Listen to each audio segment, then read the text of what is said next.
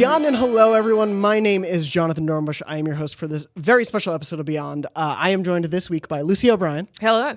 Brian Altano. Hi. And returning guest, Cory Barlog. Hi, Cory, everybody. welcome back to the show. It's so good to have you here. Thank you. Very good to be here. You're here, of course, for the fact that we all really want to talk about the anniversary of The Last Jedi. Yeah. And so we're here to discuss that. No, you... ELJ. I would love to do an entire hour on that with you someday. That we'll would get be there. fun. Yeah, we'll get there one day. No, we are here to talk about the fact that you have won IGN's Game of the Year 2018 for God of War. Congratulations to you and the Sony Santa Monica team. Thank you. Very Thank excited. you so much. Thank you. And not just Game of the Year. I wrote them all down, so I don't want to get it wrong. There were so many that you had to write them down. God of War has also won Best PS4 Game, Best Action Adventure Game, Best Art Direction, and Best Story. So congratulations on all of those, first off. That is amazing. And also just congratulations on this tremendous game and the year it has had and all of the work that you and your team put into such an amazing product.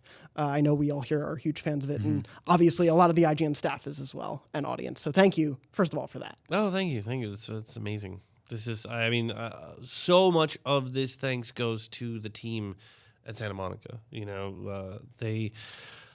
believed at a time when it was easy to not believe, right? And I think it's a very challenging thing to try to fundamentally shift something that everybody feels that they know so well. And, you know, the public is very fickle, right? You can screw it up very easily just by small fractions of a percentage of change. So it was a pretty incredible ride, but to have the support of the people that you work with, and also not just the support, but the feeling that they're going to put everything they have into this. You know, I feel like everybody finished this game with their tanks completely spent. You know, that we were all exhausted and, you know, scared at the same time. You know, that was definitely an interesting finish. Do you think you have a reputation? This is something I wanted to ask you. Do you think now people reputation. I'm liking this. Yeah. Do you think people have now seen what you can do with a franchise, an established franchise? You've turned it completely around and changed it into something new. I mean, the foundations were there, but you reinvented it. Like, are people coming up to you and being like, okay, now you need to do the same with Leisure Suit Larry? Right. Like, you've got to do the same with I don't know, Cool Spot. Right. Like, they're like, hey man, Alf. It's just time. say one word, Alf. It's time. The world is ready. I would kill for that. Alf is a father. What's it like? No, like on that note, I am curious of the reception that you got. We did talk a little bit when you were here for the spoiler cast of obviously that video you put up of you reading the reviews for the first time. Oh, yeah. But that specifically in relation to also the fan reception, once the game was actually out there, can you talk a little bit about how that reception was from the start? Yeah. I mean, first, yes, I actually do think a lot. It's mostly on Twitter where people are like, you need to remake this, you need to remake that. And I'm like, that's a lot. Like 5 years to make one thing is a lot. So Especially if it's Alf. Yeah, it's right. Yeah. Like that's going to be 10 years at least to make that right. So I kind of feel like it's really hard to even imagine making more than one more game before game development will kill me. So yeah, it is very interesting. I think what it also does, hopefully, to the general industry is kind of show people that they can really dig in and try something new with the franchise. You don't have to feel like, oh no, you just got to keep giving people this thing that they say they want, because sometimes we don't know what we want, right? There are so many experiences that I've had where I'm like, oh, I never would have asked for this, right? I always use the Glengarry Glen Ross example of, if you were to tell me the summary of Glengarry Glen Ross and then say, let's go see this movie, it's about timeshare real estate, I've been like, yeah, cool, see you later, right? Like, no interest whatsoever. Like even the play, like to go see the play originally, but the movie to me is this sort of perfect storm of amazing casting, brilliant actors. And after seeing that, I was like, okay, that's the thing. Like the expectation you have before you go in, this belief that I know exactly what this is going to be and I don't want that.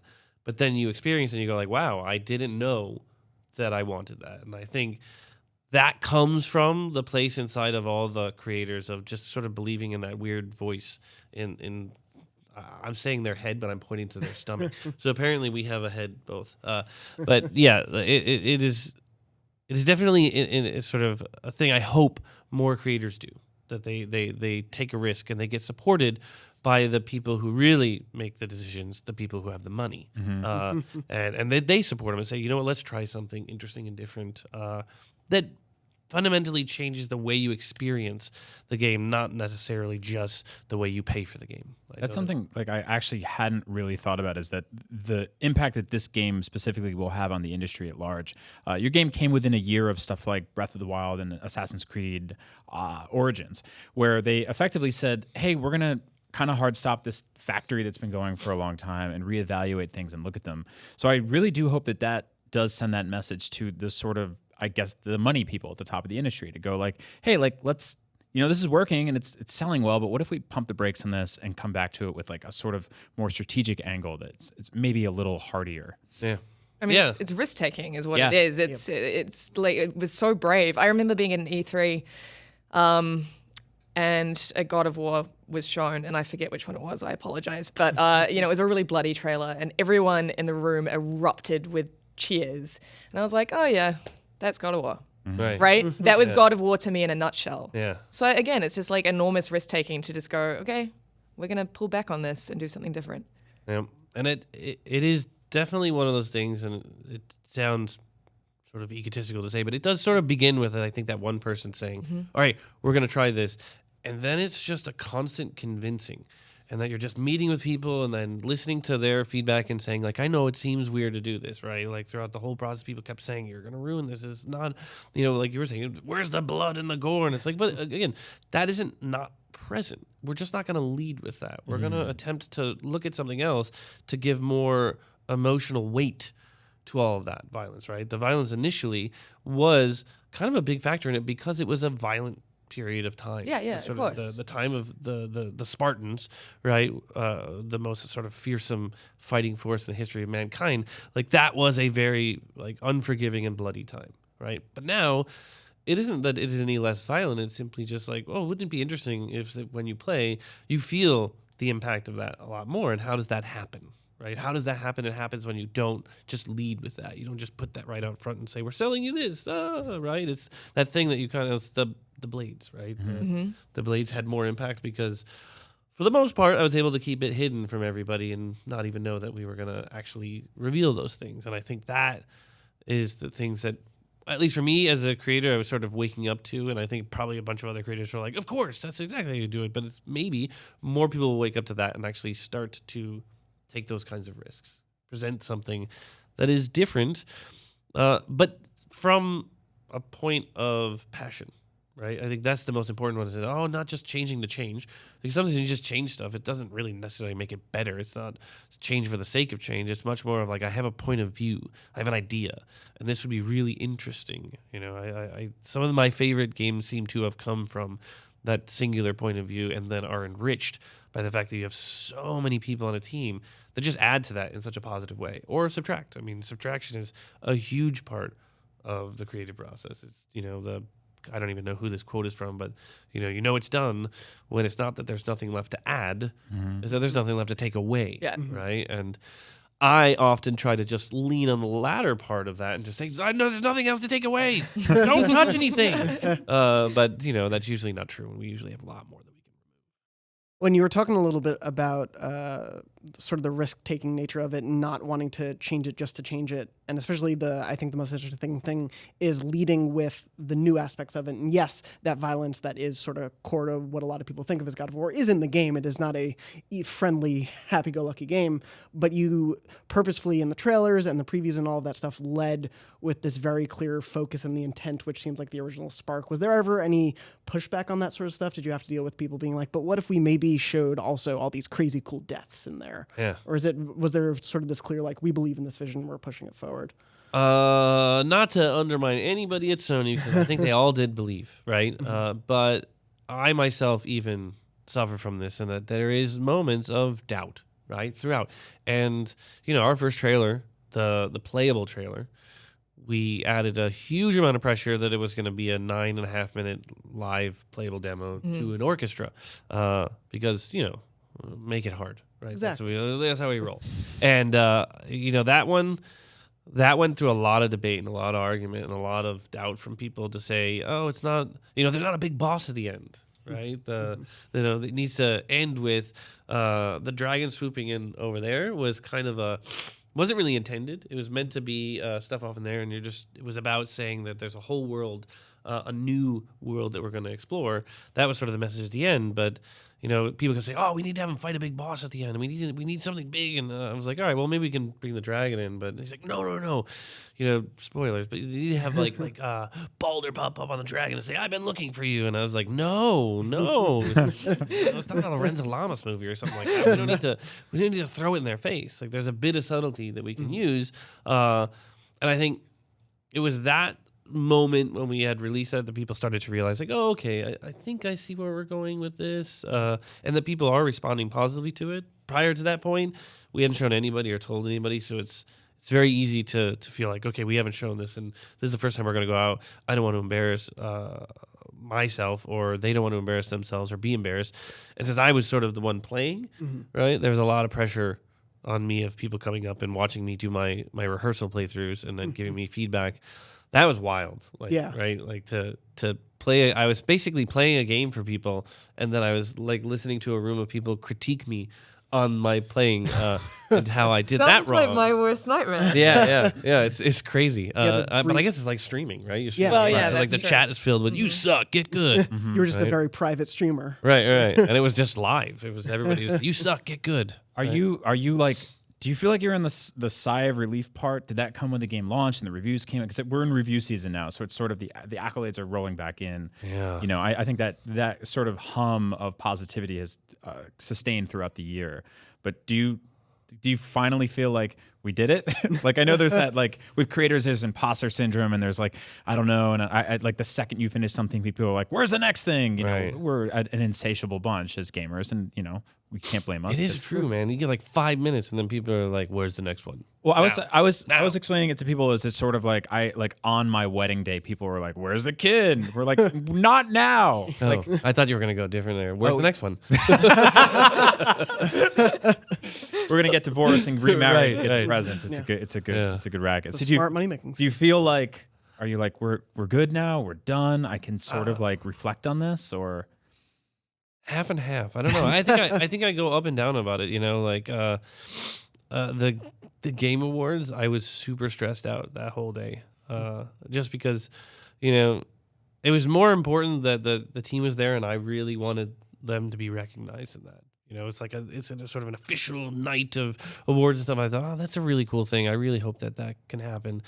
But I was also, the pessimistic negativity side was just like, come on now. This is not going to happen, so just enjoy it. So that was definitely a back and forth stress. But now there's a bit of a sigh, but, the pressure, I would not say that I'm comparing myself to Chappelle, but like Chappelle, after he did Chappelle Show Season 2, right? Where it was like the biggest thing in the world, and I think there was that huge pressure of like, what do I do now? And he just went and played World of Warcraft for like a year. I kind of want to go play World of Warcraft for a year. You should. Yeah, I think you've but earned you that. should. You deserve that. I mean, like, I was just thinking, not that I've ever really experienced this in my life, because I'm just, a co-host on this show, as opposed to Cory. But is there a point where you just get with the accolades and you're just like, thanks, yeah, thanks. Like, there's so much, sort of like you're lifted so much and everyone is celebrating you, and it's just like constantly people singing happy birthday to you, and you're just like, I just want to go into a cabin in the woods for a bit and just chill. Is that Well, what it's like for you right now? Let me tackle the latter part first, because I think going into a cabin in the woods is a recipe for a horror movie. So I'm pretty sure that if I wanted to relax, I would not do that. If you're there and they're singing the birthday song, Right. That's That's the horror movie. Yep. Like, you go to the cabin in the woods, and all of a sudden it's like TGI Fridays, like birthday song, over and over and over again. You're like, no, I'll take the accolades. We're cool. I'll go back now. I think for me, it actually feels like it's hard to focus on it. I'm terrible at taking compliments. I am the worst. It makes me uncomfortable. I think you're great at it. I have had to force myself to be okay with it, because it was definitely something that I don't know what to say, right? Yeah. I always have that weird uncomfortable, like, do you want to compliment the other person? And I deflect like crazy in that respect, where I'm just like trying to deflect it off, because it's hard to feel like you completed it, like you did it, right? Like, I think that's from a creative standpoint, this is the game or anything that I've created over the years, this is the most complete I've felt about it. But I still feel like it's a huge percentage where I'm like, oh man, I wish I would have done this. I wish I would have fought harder for this. I wish I could have figured that out, or I wish I didn't have to cut that. You know, the son jerk sequence, right? There's that whole sequence where he gets upset. We had to cut a huge chunk of gameplay out of there, and it still haunts me. But again, this is another great example of having a great team, right? Because they all got together, and even though they were super angry at me, because most of the people in the room that were figuring out the solution would have to do the work. So while we were cutting stuff to save one group, we were adding work onto another group, and that group had to figure out how to fix it. And not only did they figure out how to fix it, they added more because it would make it better.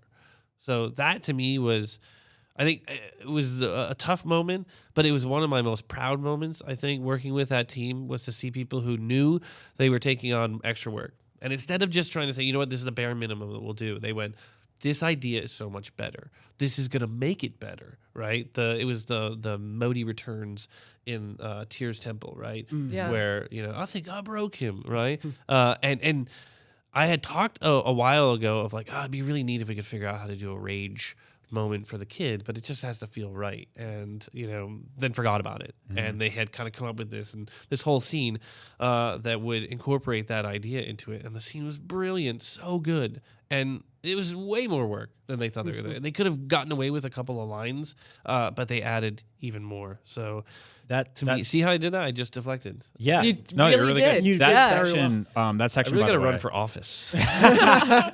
No, I know. Like you had it was pencils down for you on that, and there's probably parts of it that haunt you as a creator, going like, oh, I could have done more. But as a consumer, as you know, somebody that played that game, that part gives me chills. It stuck with me almost more than anything else in the entire game. And you know, I've talked to you about like the sort of personal tentpole things that happened in my life where God of War sat right between them. But I became a father a few months after I finished that game, and I have been incredibly mindful of who I am in front of my kid, because I don't know how much of that will reflect. And that seems specifically of seeing Kratos' sort of most, you know, not necessarily strong, but just angry and vicious parts of his personality being translated to his son, and him being like, this, you know, this is a mirror reflection of my worst parts. Haunted me, and it really, really stuck with me. Heartbreaking. Yeah, I guess to me, the realization of that scene after it kind of had gotten finished and we were looking at the previews, it was just like, oh, that brought up a lot of stuff for me of realizing, man, these are the things I passed on to my kid. When I see that stuff come back to haunt me, right? To see that kind of weird OCD behavior and that inability to sort of let something go, which later in life I've turned that a little bit to a strength. But man, it sucks growing up in that respect. So it's interesting. Like it's so much of this game is these personal mirrors to us as the development team, but it's universal, right? Like what you're talking about was one of the early things that I was telling Sony executives. I was like, you know, how much of ourselves do we really show our children, right? And then how much of ourselves should we really show our children? Should we be our sort of true selves? Because we all have skeletons in our closet, you know, maybe not as, you know, numerous as Kratos, but, you know, we all have that same sense of like, we want to be our best selves to model that behavior, but we never are, right? Yeah. Like after 6 years, you know, we said, oh, we're not going to fight in front of him. And we fight in front of him, you know, and we're idiots sometimes. And that's fine because we're human beings, right? We're going to make mistakes. Even demigods make mistakes, clearly. Yeah. Right? Well, there's that notion of like, do you force your, you know, what you perceive to be your best traits onto your kid, or do you amplify their best traits? And I think that push and pull between the two core characters in this game, when they reach that, there's this like, and it's a lot of it's very subtle and unspoken, and they just reach this sort of medium of this understanding, and it's just chilling the way that comes together. Was it weird to like work late and tell your own son like, I'll see you in the morning? while you're working on the relationship between these two people? Yeah, I mean, I know that's personal. My wife never lets me forget about the non-presence during this process. You know, super supportive, but at the same time, my son was born when we were living here, and I was working on the first Tomb Raider reboot, and that was hard to the core, man. Like we were living in Soma, and it was out in Redwood City, so I was getting home at 2 a.m. In his first year, and she was super displeased about that. Rightfully so. That was nuts. And when we started the new God of War, I was able to be there a little bit more. But, you know, as you progress, things go up and down throughout the process. And yeah, my son really couldn't understand it, so my wife was there to understand it for him and punch me in the face as much as she could. But you know, she's right. You know, that's the difficult thing about following that sort of creative path. I think is that sometimes it takes you over, and you have to have somebody to tell you, get a little balance, right? Like, stop. But it's very, to me, I find that the most difficult, because it's like you don't shut it off when you go home, right? You're just sitting there thinking about 1,000 different things, especially if the next day you're going in and you have to work with a bunch of people on something and you have to have an answer. I think to me that's the hardest part of the job, is that you don't always have to have the answer, but you have to have an answer. Whether that answer is like, I don't know, let's figure this out. Here's the goal. Let's go towards this. Let's figure it out together. Or nope, we're not doing that. We're doing this, right? And a lot of times you just have to, in the moment, make the decision and then regret it an hour later. Go like, how do I backtrack that? Regret it as you're playing through the game again and saying, oh, that section could have been like that. Yeah, what did I do here? I am curious, though, throughout the process, obviously, you were speaking to that specific scene, but in terms of the nature of constraints on a creative project, where there is that balance of you wanting it to fulfill the creative vision that you and the team have, but also having to deal with the business and the practical sense of hitting certain milestones and getting to a release date and everything. Did that happen? Did things in the game pop up because of those constraints pretty frequently, or is that sort of the example you gave before, kind of like the main one that you remember? I mean, from the process. It's interesting. The business constraints were not really always that present. Really? I think that's the cool thing about being first party with Sony. Is one, I worked with a lot of studios. Sony has always been this studio that I continue to sort of go back to, because they really support not only the creative process, but the creative people, right? The developers, the sort of strangeness that it is to develop games, because nothing is linear about developing a game. Nothing is logical about developing a game. It is messy and circuitous and no small amount of insane, right? And I think the patience it takes to be sort of a supporter of that is incredible. And I'm ever thankful for Sony for being that kind of supportive, because they've never put us in a position where it says, you have to do this, you have to do that. You know, hey, you have to release 10,000 DLC or something like that, or you have to release on this date. We did have a release date in fall of 2017 initially. Like that was like nobody really agreed on it. I think somebody just put it in a calendar in a meeting at one point, and then all of a sudden it just started circulating around, and we were just like, oh, so I guess that's when we're releasing. And, you know, they were starting to sell me on it a little bit, like, this is going to be great, we could totally do this. And I was like, oh, man.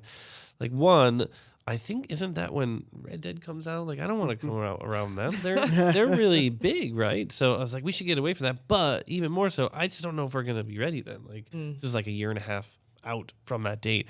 So it was a slow process of having the conversations to figure out, like, okay, let's just find the right date. And, you know, to their credit, very quickly they were like, all right, whatever you want, you know, let's find. And we waited really late. I think it was like, you know, middle of January in 2018 when we actually said this is the release date. We agreed on it because we got the builds after Christmas. We evaluated all the bugs and everything and said, like, all right, I think if we really push, we can make, you know, 420.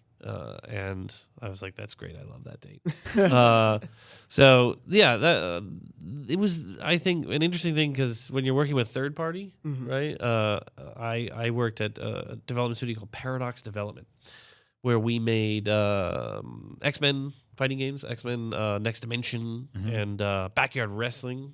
Oh man. Yeah, don't try this at home, kids. Yeah, it was wild. But those games were all about keeping the doors open, right? There's a lot of talented developers there, and a woman who ran that studio that meant so well. But it all comes down to the publisher exerting the control to say, we're paying you this month, and you have to deliver this, right? So you end up just releasing a game to release to keep the doors open to get the paychecks in, right? Whereas it's just a different story in first party. It's like, look, we want this to be great. You want it to be great. And they have the presence of mind to know that their evaluation of great doesn't need to be the marker to say it's done, right? They'll give their feedback, but they're not the ones going, it's great now, let it go, right? No, they're going, when do you feel good about it, right? And we have to justify it. It's not just free reign, but, you know, it is definitely, I don't know, like for me, I don't know if I want to work anywhere else simply because of such a great experience, right? Because I've never had that sense of, it's not a blank check, but man, it's pretty darn close.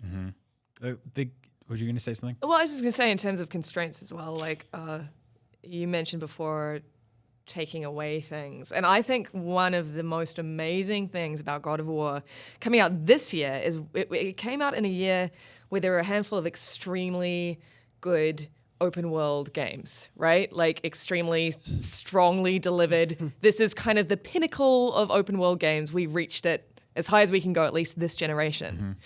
God of War was not open world. Yeah. It was sort of quasi open world, but it was, in my mind, so much stronger because of that. Because you guys didn't decide to try and do absolutely everything. You decided to do some things very well. Yeah. And so were there sort of moments where there was pressure, perhaps, or at least internal discussions to make it bigger, to add more, to make it into this big, you know, Red Dead 2 rival? Right. Wow. It's interesting because it was actually the opposite. A lot of people saying it's too big, it's too big. You know, I gave a pitch to the team multiple times throughout, and you know, several people had come up and said, like, you know, us and what other studios are going to finish this game? It's just too big, right? But to get to the level down below where it's like the size that we have and the density of encounters, because what you're talking about too is that sense of when you do an open world game, there's kind of a cost of entry, and that cost of entry is these systems of like real estate purchasing and gambling and car stealing and gang rivalries and all this sort of territory control. And that's amazing stuff that makes these games kind of engaging and really adds the sort of hours to your play experience.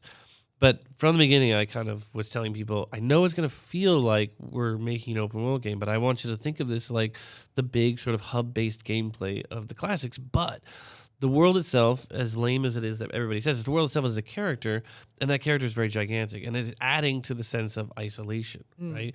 And that we don't want anybody to feel like when they get in the game that they have a responsibility to go check all the boxes, right? And it's not to denigrate any open world games at all, but to me, it is a huge, overwhelming sort of responsibility when I start an open world game, when I start seeing all this stuff to do on the map, and I'm like, oh man, I just get paralysis of choice, right? I actually get sad from it nowadays. Like I'm just like, I'll never get I'll never see it all. Right. It just sort of reminds me of my inadequacy gameplay time, right? Where it's like all these people are like 100% of this game, and I'm like, oh my God, I've 7%ed many games. Yeah. It feels like being on vacation in a really cool city for like 2.5 days. And you're like, there's so much here, and I only have 7 meals or whatever it is. And then oh my God, that's totally true. Yeah. I just went to Tokyo, and it was like for like 2 or 3 days. And it's like I literally could do like one building. And it was like, man, Tokyo was awesome. Yeah. But yeah, that's and I think throughout we were doing a bit of a push and pull where people were like, oh, I think we should just go full open world. We should add some more stuff. But I think they were also realizing, even when they said that, oh, I'd have to do, no, never mind. Like, that's a lot of work. And as we got through the development, people started to realize that, oh, we don't want to compete with that. I think it's good that we can separate from that, because it is the cost of entry at this point, you know, in a post Red Dead 2 world is massive. Oh, yeah. Right? It is absolutely, like, if you want to compete in the open world space, it is just a ridiculous sort of like beginning bar. Yeah, the conversation has changed now. Yeah. And it's to me, I I don't want to get into that race because I think it would literally, like, if you remember that point when Kojima was working on Metal Gear 5, and I think he saw some video of GTA, and he got depressed, right? Yeah, That I is do how I remember that. feel. That is how I feel every time I see all these newer games come out. I'm just like, oh my gosh, look how amazing that is. And that was literally the last year as we're nearing completion. I'm just seeing all these videos and then seeing the games as they come out and going like, oh man, like look at what they're doing. It is a good depressed, right? As a creative, I think that's a great depressed to say like, wow, everybody is pushing the envelope further and further and further, right? And even though out there, many people will say, oh, well, yes, no one's being that creative and no one's doing anything. The game industry is stagnating. It's like, I don't see that at all, right? Like that, while we may be endeavoring to sort of take old things and make them new, there are so many amazing concepts out there, so many amazing executions that sort of challenge you as a player and invite you into a new experience, even if it is same ingredients mixed in a different way, right? There's thousands of recipes that use very similar ingredients, but they taste different because of the ratios, right? And I think it's a similar thing with mechanics. It's not that you have to invent a new mechanic, it's that you have to have your take on it, right? Your spin that makes it feel like, ooh, this is a unique way to play. Right before earlier we were talking about sort of like, you know, shipping something and finishing it and putting it out there. Art's weird in that way because I think historically albums were done when they were done and they're out there, and movies are finished forever, and you know, maybe there's deleted scenes and stuff like that. Games are a bizarre medium now because there is that pencils down aspect. There is that, like, you know, devs tweeting out their retail discs being like, we did it. Right. But you guys went in and added New Game Plus. And is there an urge to like keep going back and adding more paint to the canvas, or do people have to hold you back from that? Are you like, hey, you know, what if we put this like extra little prologue or this thing, or do you feel like I'm done, I can walk away? Yeah. It's a weird push and pull on that one because there's I'm exhausted, so I'm sort of done. But with the New Game Plus and with photo mode, those were two late game cuts that just hurt, right? That was like, all right, we're in January. We decided on our date. There's no way we're making that date, right? Unless we don't do those two things until we're done, right? So we do those in like March, which is already after the Gold Master would have gone out, and then they could sort of stagger to come out. And for me, Fimbulwinter was an important thing. I wanted to be able to get to the end of the game, all the events of the game, spoilers, all the events of the game cause the beginning of the 3-year winter, that precedes the twilight of the gods, right? The Ragnarok and all of the end. And I kind of wanted that feeling of when you go and do New Game Plus, when you go and actually just keep playing in the world and complete some of the exploration stuff, you're doing it in Fimbulwinter. You're sort of experiencing that beginning portion of it. So it was important for me to get that, but it was also, I think, important for the team because they were kind of bummed that from a time perspective, we just couldn't finish that stuff, like to get the game stable or to put New Game Plus in.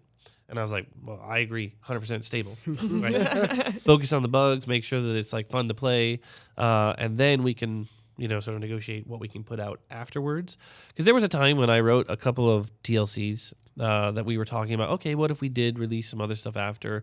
And, you know, they're interesting ideas, but I think the amount of time we'd have to put into it, it would start to end up being kind of like a Left Behind or First Light kind of thing, where it's just so big, like almost like a new game. Yeah, like Lost Legacy or something like that, Yeah. where it's just like I think I have a difficulty with the lower ambition portion, and that I end up maybe it's a little too big. But it's another interesting thing of, you know, we are able to fiddle around with it even after it's out, right? Whereas like PS1, right, and PS2, network connectivity wasn't really there much, so you released the game and that was it, right? You had to be okay with everything that you released there. Like a game-breaking bug would live forever, you know, right? Stuff like that. And it's like now you can go back in and it does tempt you as a creator to potentially put flashlights in the hands of the soldiers, kind of thing, right? Like you want to go back and you're like, my values have changed and I want to go change this, right?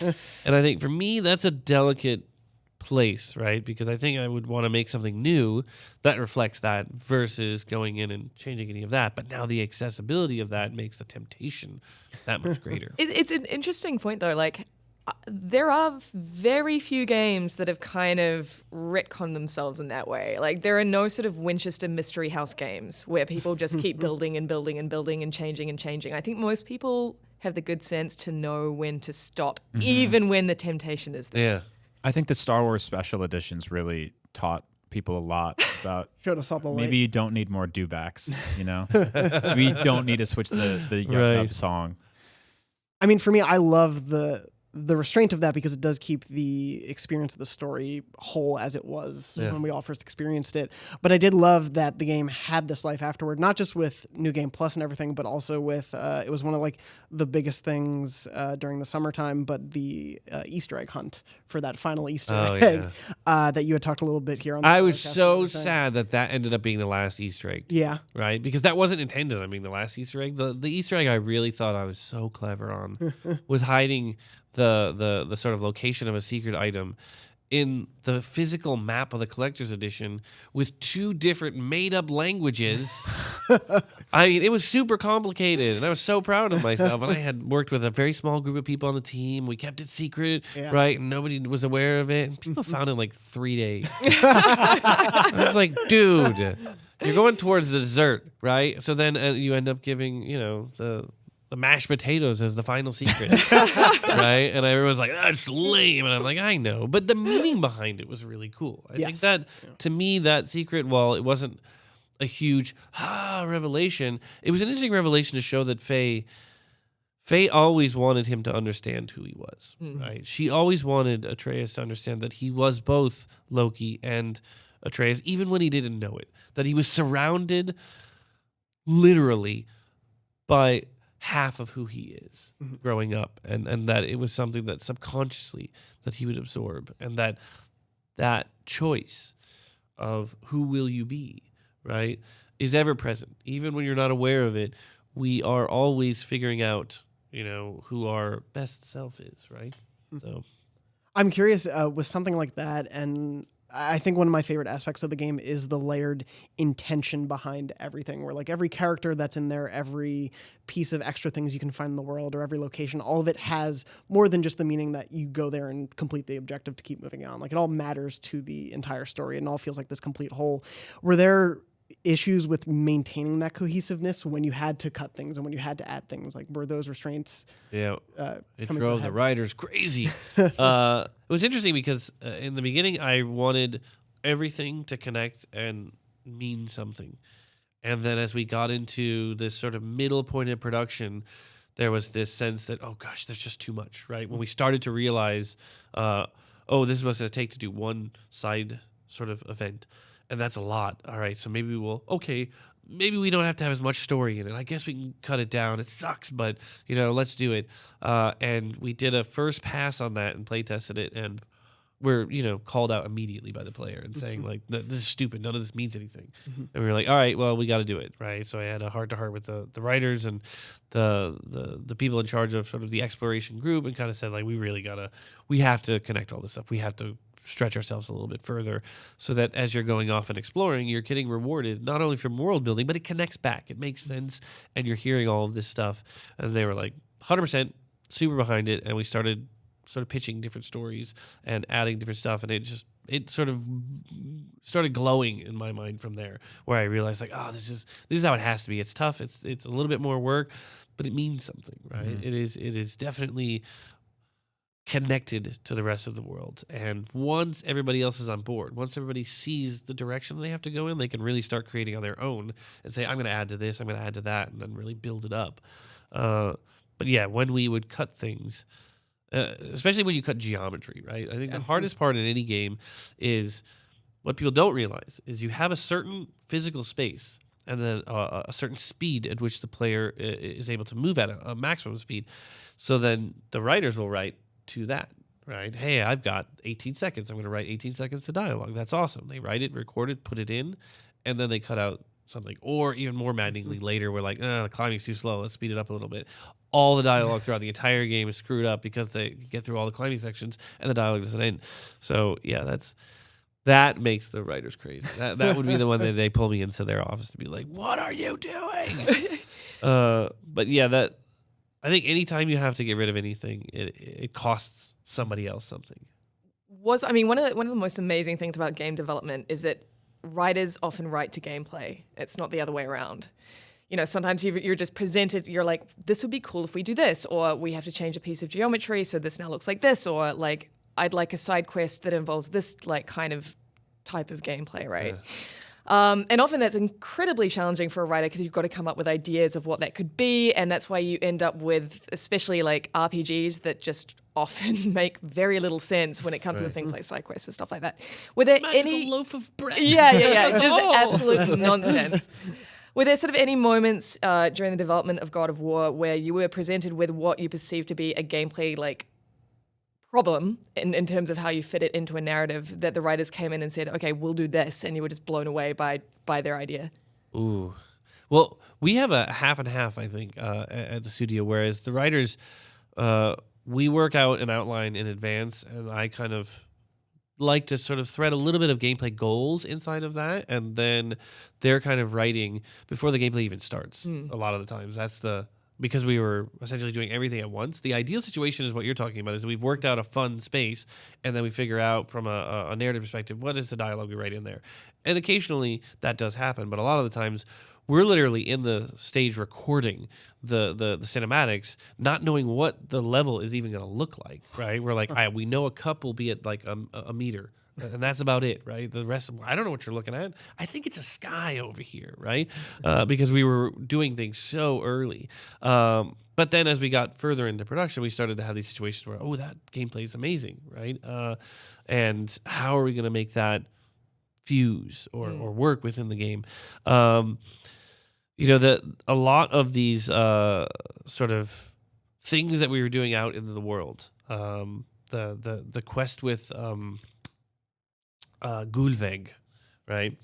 That was sort of the life lesson to be careful what you wish for, and the things we think we want don't necessarily turn out the way, right? And I think there's that little bit of the innocence in the of allowing his son to have to go through that. Like Kratos knows it's probably not going to turn out good, but letting his son go through that to experience it, not to be a dick or anything, but to actually to imprint that on him, to help him understand that things don't always turn out. I think I love that side quest so much. Yeah. And I think all of them kind of began, like when we started talking about these, there was the initial write-ups that were just maybe too steeped in lore and the eddas. And I was like, let's come back and let's just start looking at these as what is the lesson that Kratos is learning? What is the lesson that Atreus is learning? Like that is what we should come at. What is the sort of life milestone that happens within this one? Is this one about, the betrayal between fathers and sons, right? What are we learning from each of these? And I think those foundational points really make them resonate a lot more than just, I have these chickens, and I need you to deliver these chickens, right? 5 of them, but I can't catch any of them.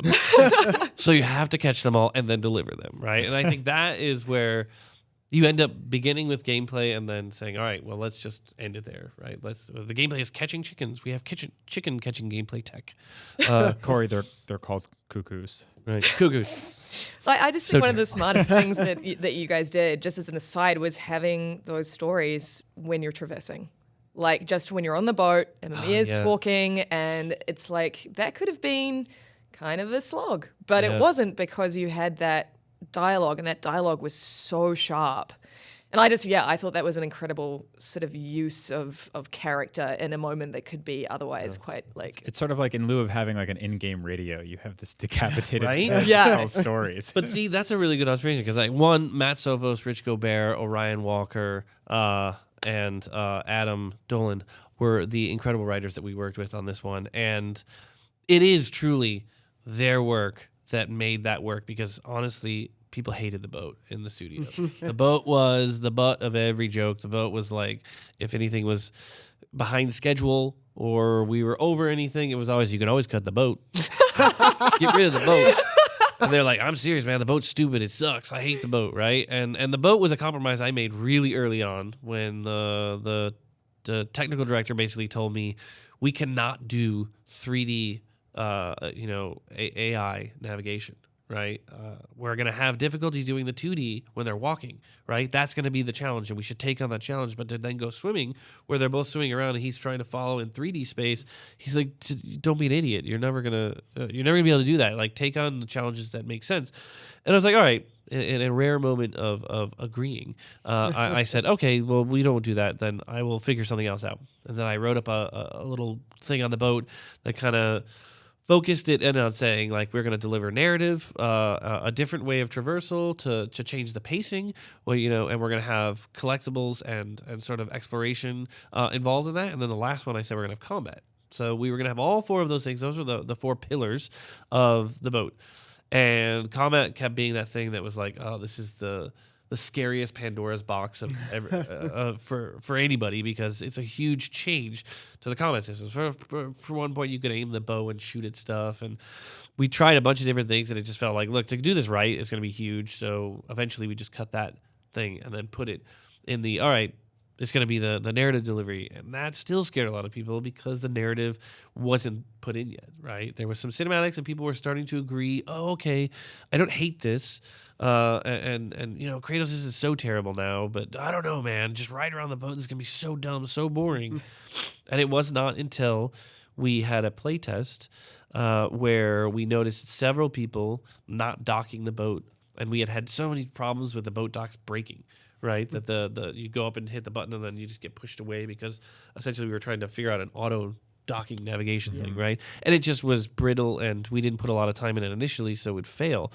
And I was like freaking out while watching the monitors, like, "Oh, come on, it's broke again! Like, what the hell, man? Like, we need to fix this. Get on it!" And it is perfect karma because I'm acting like a jerk. And what's happening to all these players is they don't want to dock because Mimir hadn't finished the story. Yeah. So when the stories finally got in and they were listening to Alistair actually saying these stories, or listening to Kratos and Atreus tell each other stories, they actually wanted to stay in there. And I was like, oh, well, vindication. Sorry about getting mad, guys, but like, see, I told you it would work. So yeah, that's it could have easily gone wrong, but it's the sense that I drove around in Vice City, listening not only to the music, which I thought was amazing in that game, but also the talk radio, the commercial. Yeah. It was absolutely hilarious. And I was like, all right, so we have to have that. A little bit of humor and a little bit of seriousness, I think, goes a long way, because you just get bored if it's super self-serious, right? That we're so intense, right? No, it's just got to have that sense of fun. It helps having like one headless talk radio host and then one vehicle. Like in GTA, you're basically constantly stealing cars, leaving them on the side of the road, getting them in another, and being like, "What? No, I'm listening to country western music." yeah. And it's nice of him, like the interplay between him and Kratos is so different between him and Atreus, and it helps to keep that variety going, especially as you're going all through it. I do look forward to paddle warfare though in the next game.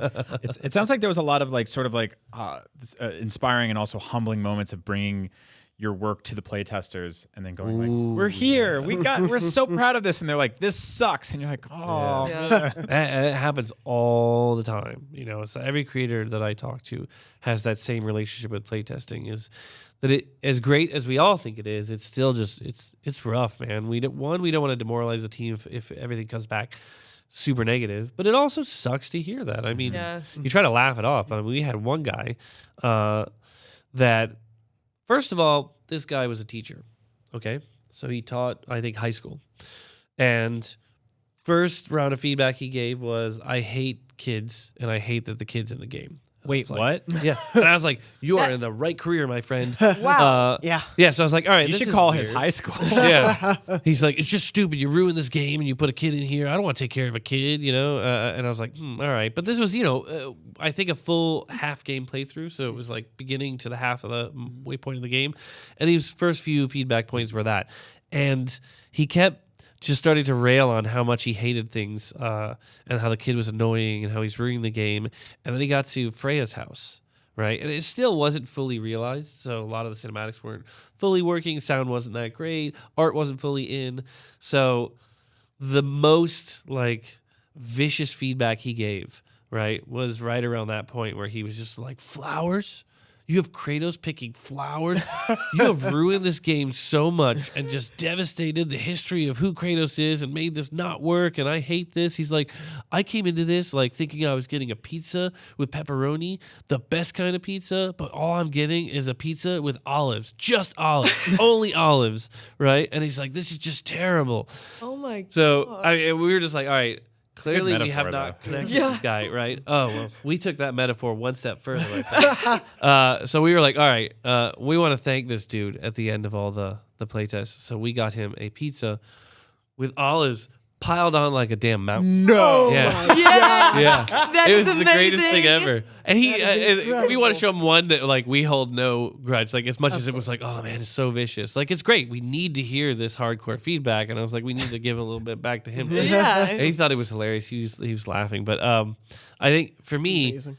that is kind of the essence of you have to get torn down, but then you have to figure out the filter, right? The filter is the hardest thing I think for any creative person to figure out. And I don't think I figured it out yet. I'm still struggling with it of knowing what to take in, knowing what not to take in, especially when you've got an entire team, 300 people, they're all watching the same thing.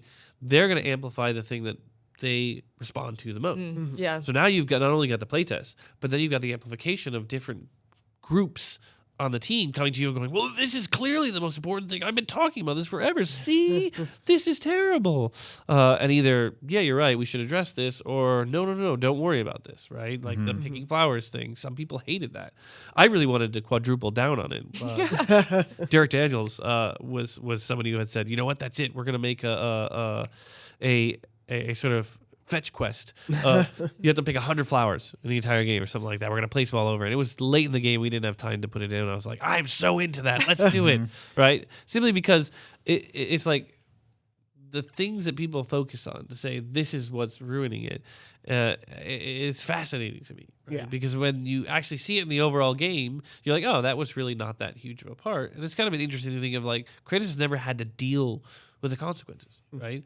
And for me, the most important part of that sequence was the player and Kratos actively having to deal with the consequences of the way that they sort of, with the way that their violence manifests, right?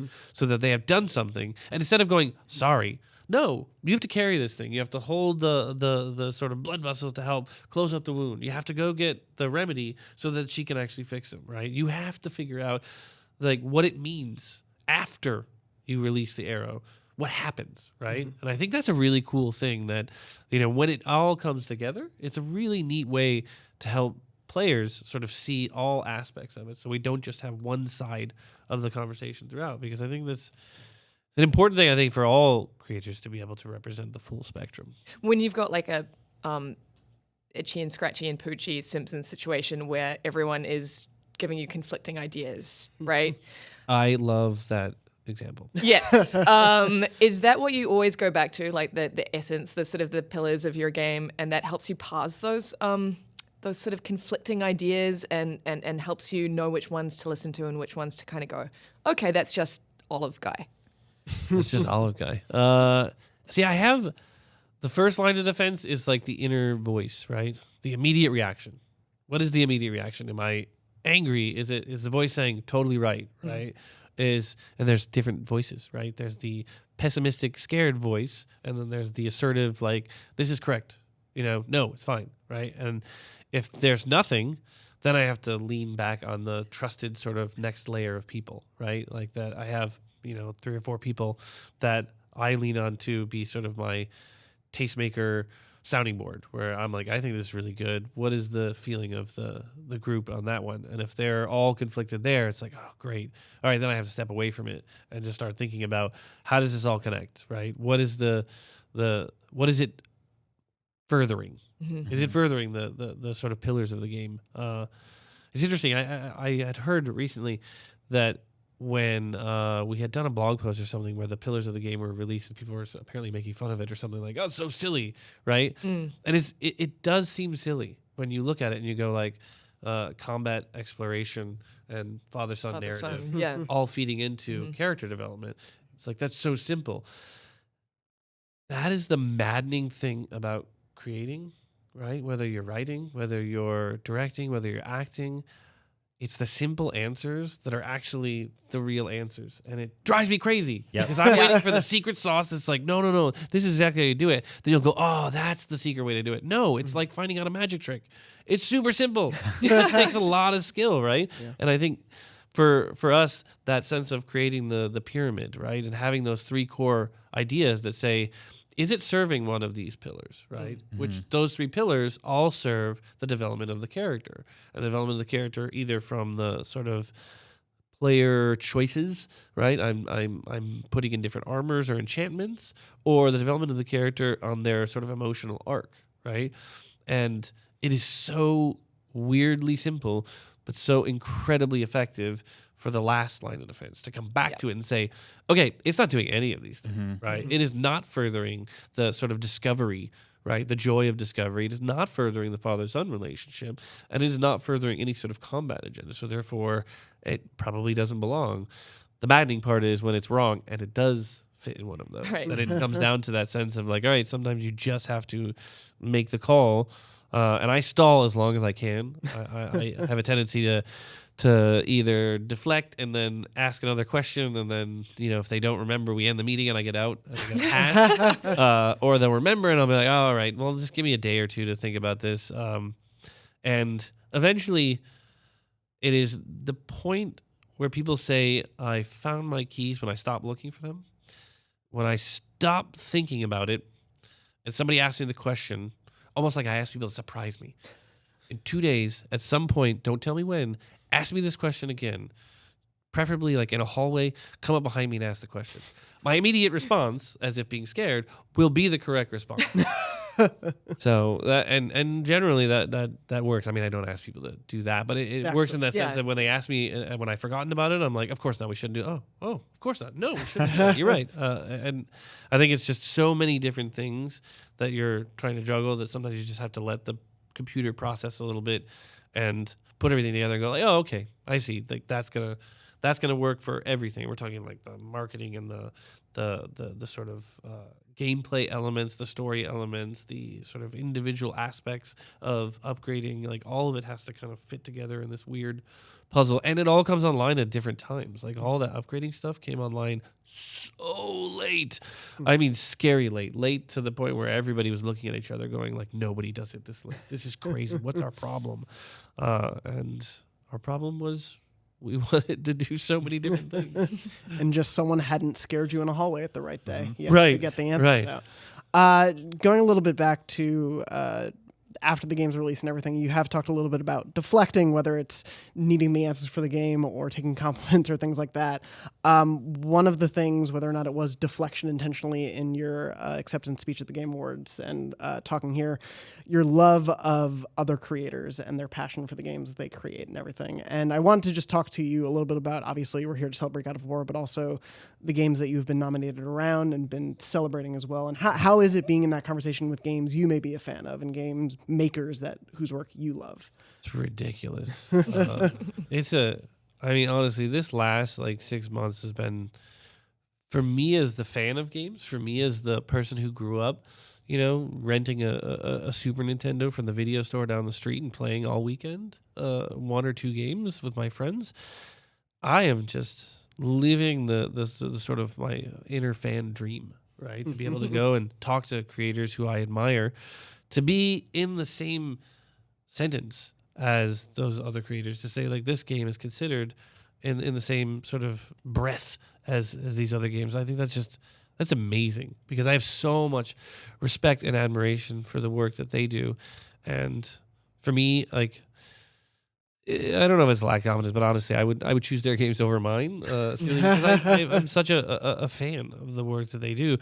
And, doing this has afforded me the opportunity to be able to go and hang out with these people that I admire so much and understand, oh, wow, we are all so much alike. Yeah. We are all weirdly insecure. We are all filled with doubt, but we are also like children, filled with passion. When I visited Kojima-san in Tokyo, I had met that guy a couple times, very, formal, hi, how you doing? But, that was such a different experience. I got to see, the real creator behind there, that he was just excited to explain the game and talk about these different aspects, and then talk about, oh, that's going to be this and this is going to do that, and I'm just like, oh, that is just amazing for me, because that's how I feel. Like on a good day, you're going to show somebody something and it just all clicks, right? Even when it's not working, right? It's still, the idea is there. This is all going to come together. This is good. You can see it on their face that they're like, this is really cool. This is exciting. And they're not just like, placating you. They actually are excited about it. And to be able to go and see that with other people, you realize like, all right, I'm not alone, even though it does feel sometimes like you are in your own silo, right? Like the game industry's changed so much, I think, from the time that I wasn't even in it, right, in the early 90s, where it felt like everybody was communicating and talking, and GDC was filled with people sharing secrets and tips, and it's like now, I mean, I'm hoping that we can do that a little bit more, that we can talk more, that we can say like, how did you do that, right? It's like literally, when I hung out with the guys over at Bungie, I was just picking their brain to say, like, I don't understand, how are you dealing with this? How are you handling this? And they were so open, so cool to just start talking about, like, sort of team structures and how you handle different things. And I was like, I feel like I leveled up just by talking to other developers. And I'm like, for me, I wish we could do that so much more. Because, one, I'm a nerd fan, and it's just like fulfilling the nerd fan dream of like, I get to go hang out with Steven Spielberg kind of thing, right? But also I think the fans benefit. Like games get better when we all learn from each other. Like that was what we learned with working with Guerrilla, is that we would send people over there for a week, and they'd send people over at our studio for a week, and we'd find out that we're doing something that takes 3 days to do that they figured out how to do it in 5 minutes. Right? And we just had never been focusing on that one. We were like, all right, well, that's just how it is, right? Yeah. And we become accustomed to that. And to be able to get insight into somebody else's process and realize, like, you can share something because we taught them some things, they taught us some things. And I think at the end of the day that everybody benefits from that. It's so awesome. And I think, at least for me personally, and I think I can tell from a lot of the fans who have played the game, you being so open and honest about what you and the team have done to bring this game to life has also been a huge benefit to them and to our understanding of how a game like this can actually come together. Yeah. And something as tremendous as this. And thank you so much for being here to be able to talk about it again. This was wonderful. Thanks, Cory. Thank you for having me. It's always a pleasure to be on this. Yes, you're always welcome back. Oh, and good. Congratulations, not just on the IGN Awards, but for all the reception, the accolades that this game wholeheartedly deserves. And thank you so much for making this amazing game. Thank you very And much. thank you all so much for watching at home. And as always, Beyond is live every Wednesday at 3 p.m. Pacific at beyond.ign.com, and then Thursdays at 3 p.m. Pacific on YouTube and podcast services around the world. Thank you so much for watching. And as always, Beyond. Beyond. Beyond. Beyond.